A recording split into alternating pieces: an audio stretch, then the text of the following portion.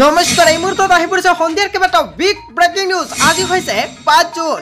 গতি অসম তথা ভাৰতৰ বিভিন্ন প্ৰান্তৰ পৰা যুগুত হৈছে কেইবাটাও গুৰুত্বপূৰ্ণ খবৰ। এনেবোৰ খবৰ নিতৌ পাই থাকিবলৈ চেনেলটি সাবস্ক্ৰাইব কৰি ভিডিঅ'টো এটা লাইক কৰিবলৈ নাপাহৰিব। আজিৰ আমাৰ প্ৰথমটো খুবেই গুৰুত্বপূৰ্ণ খবৰ হৈছে অসমবাসীৰ বাবে এটা ডাঙৰ খবৰ।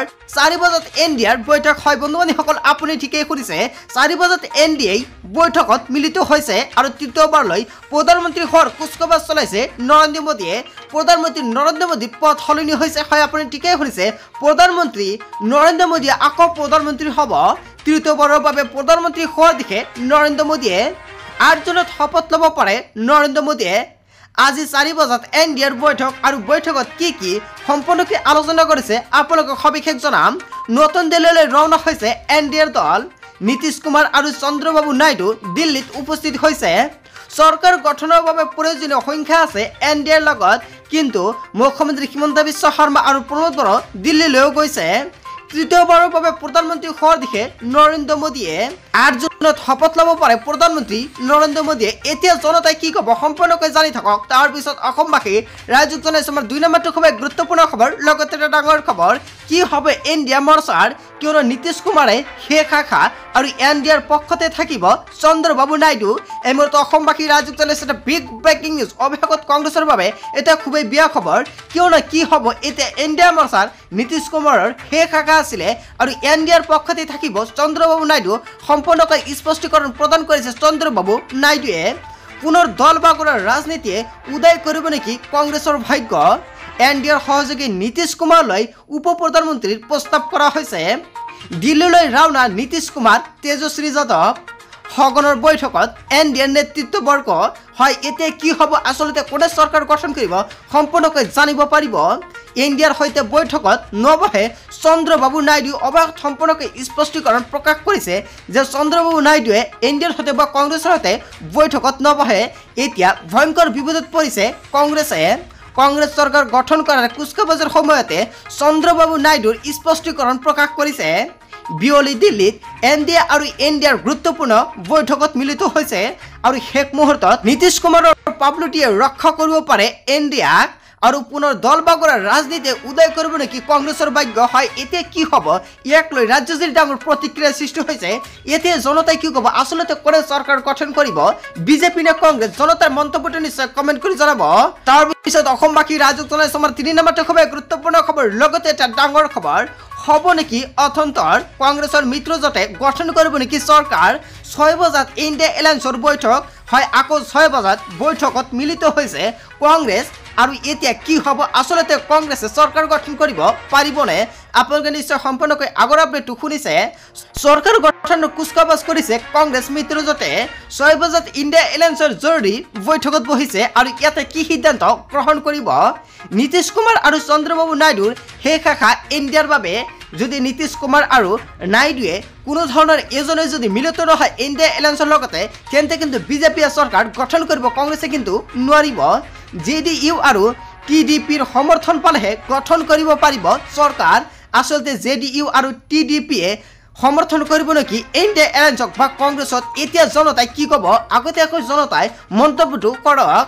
নীতিশ কুমাৰ উপ প্ৰধানমন্ত্ৰীৰ প্ৰস্তাৱ কৰিছে এনডিএৰ তৰফৰ পৰা। হয় বন্ধু-বান্ধৱীসকল, নীতিশ কুমাৰক গৃহমন্ত্ৰীৰ বাবে প্ৰস্তাৱ কৰা হৈছে।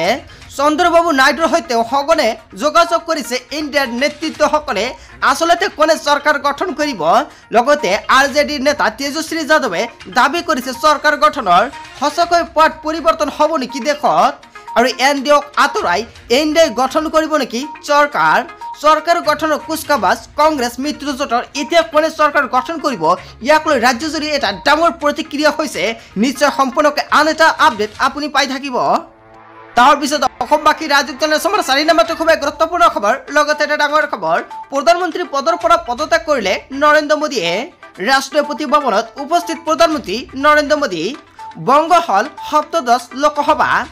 ৰাষ্ট্ৰপতি ভৱনত পদত্যাগ পত্ৰ দাখিল কৰিলে প্ৰধানমন্ত্ৰী নৰেন্দ্ৰ মোদীয়ে। তৃতীয়বাৰলৈ প্ৰধানমন্ত্ৰী হোৱাৰ দিশে প্ৰধানমন্ত্ৰীগৰাকী। ৮ জুনত প্ৰধানমন্ত্ৰীয়ে কৰিব শপত গ্ৰহণ। প্ৰধানমন্ত্ৰী পদৰ পৰা পদত্যাগ কৰিলে অৱশেষত নৰেন্দ্ৰ মোদীয়ে আৰু আকৌ 8 জুনত প্ৰধানমন্ত্ৰীয়ে সম্পূৰ্ণকৈ মুকলিকৈ প্ৰকাশ কৰিছে যে 8 জুনত আকৌ আমি চৰকাৰ গঠন কৰিম। আচলতে প্ৰধানমন্ত্ৰী নৰেন্দ্ৰ মোদীয়ে আকৌ প্ৰধানমন্ত্ৰী হ'ব পাৰিব নেকি 8 জুনত? জনতাৰ মন্তব্যটো নিশ্চয় কমেণ্ট কৰি জনাব। তাৰপিছত অসমবাসী ৰাইজক জনাইছো আমাৰ 5 নম্বৰটো খুবেই গুৰুত্বপূৰ্ণ খবৰ। লগতে এটা ডাঙৰ খবৰ, মহাৰাষ্ট্ৰৰ ৰাজনীতিত বৃহৎ অঘটন। বিজেপিৰ উপমুখ্যমন্ত্ৰী দেবেন্দ্ৰ ফডনবিছ পদত্যাগ কৰিছে।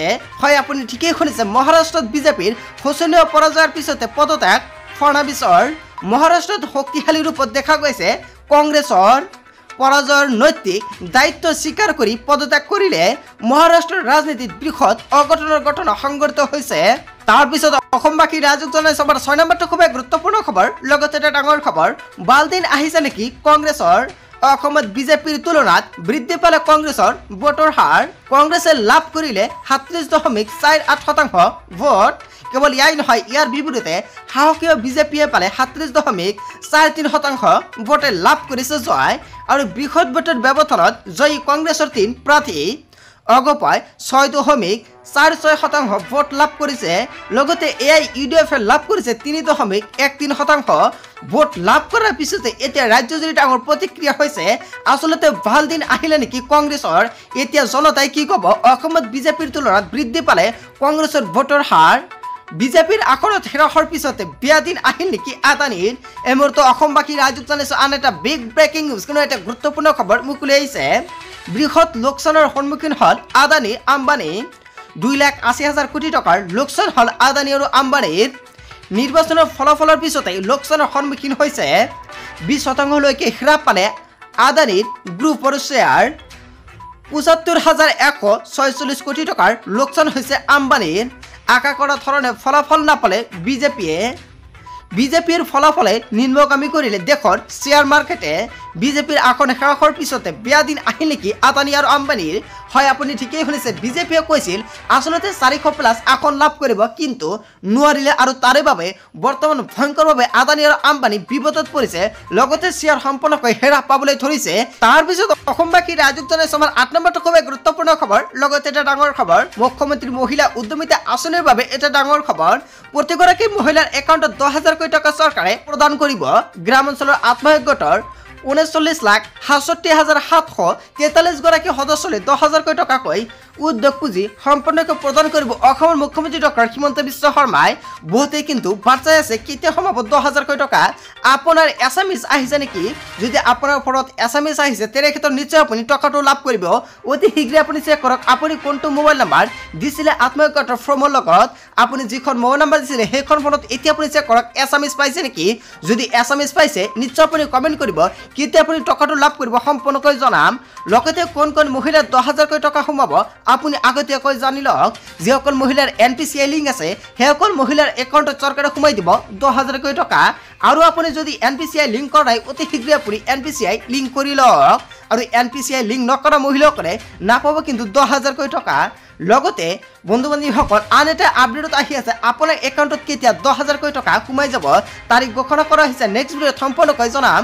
চ' বন্ধু বান্ধৱীসকল গোটেই অসম তথা ভাৰতৰ বিভিন্ন প্ৰান্তৰ পৰা যুগুত হৈছে কেইবাটাও গুৰুত্বপূৰ্ণ খবৰ। এনেবোৰ খবৰ নিতৌ পাই থাকিবলৈ চেনেলটি ছাবস্ক্ৰাইব কৰি ভিডিঅ'টিত এটা লাইক কৰিবলৈ নাপাহৰিব। চ' থেংক ইউ ফৰ ৱাচিং ফুল ভিডিঅ'।